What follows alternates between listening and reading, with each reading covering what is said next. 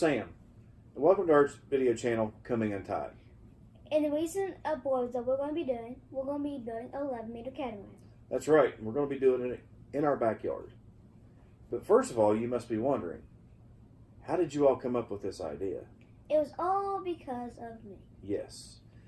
One Saturday morning about a year and a half ago, this little guy was sitting here watching YouTube on television, and I really wasn't paying a whole lot of attention to what he was watching, but I could tell that it really had his attention. And I guess when the video was over, I have nothing but two big blue eyes sitting on my lap going, Dad, Dad, Dad, we have to do this. And I'm like, do what? And that was the probably downfall question of my life. Because he showed me that these people were out cruising. There was a group of young people on the television, and they were snorkeling, and they were scuba diving, and really having a great time, it would appear. Yeah. And I tried to convince him at this point, we don't have a boat. And we can't do this. We really can't do this. And he tried to get me out of this, but there's no going back. No, there wasn't, because he was relentless. Later on that evening, he was on his phone or his tablet, I can't remember which, but is his phone? It gets put in my face, and he had found Yacht Trader and Boat Trader and all kinds of other traders. And he was looking at boats anywhere from 20 to 80 feet long. Sailboats, power boats, you name it. Are you sleepy? Yes. Okay. Time change. Anyway, I'm starting to entertain this, and why, I have no idea. I guess one of the biggest reasons is this child has always been water-oriented.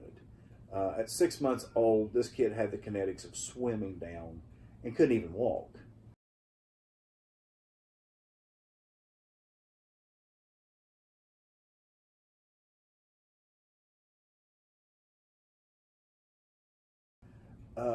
Anytime he gets around water, it just seems like his eyes light up. He's excited. He's always in the water whenever we go to the beach. I mean, from the time we get there to the time that we leave, this child is in the water and he's swimming. But the evening goes on, and the next day, and we're looking at a few different boats, and I'm thinking the prices on some of these aren't real bad, but it just didn't seem like they were really suited for what we wanted. Mm-hmm. We would always find a problem here, or this one just doesn't have this, or this one has too much of this. And I know boats are always a trade-off, but we kind of wanted something that was close. We were thinking about buying one at first, like trying to buy one. Then I came with the suggestion of building one. This was about 2 months go by, and here again, he's up on my lap, and he goes, Dad, let's build a boat. That way we can put in what we want. We don't have to buy one and change it. We can just build it like we want, and it'll be brand new when it hits the water. Mm-hmm. So I try to really discourage this, because that's an undertaking. I'm not even sure that I'm capable, but yet I've got this little cheerleader here telling me that I can. He has seen me work with composites, and I have built a few smaller boats, but nothing of this magnitude. And we actually found a plan for a 45-footer. Designer was out of South Africa. I think he lives over in Norfolk now. Real nice boat. And we took, actually, I believe it was a few months of laying out all the logistics, finding materials and stuff, because there was a few exotic materials in it, but it wasn't really too awfully bad. And the cost was actually pretty reasonable. And then everything changed. Sailing Vessel Delos, they've got some videos up on YouTube, and they were interviewing crew from Morning Glory and the crew from the Wild One. I believe his name was Martin. And the unique part of this is they were both on catamarans. And all of a sudden, Dad, we should really build a catamaran. Well, I wanted to go ahead and give it some thought, because I didn't want to be bound to one thing, but I didn't realize that people were actually designing catamarans for amateur builders. So the first plan set that we found was from a gentleman by the name of Mike Waller in Australia. And he's got catamarans from almost dinghy size up to 14 meters. And his designs were really, really great. Some of the materials he uses a little expensive, more so than some of the others, but it just seemed like they really fit. Looked at a few designers out of the UK and I believe one or two here in the States. But we always kept going back to the Waller designs just because they were they fit, for lack of better terms.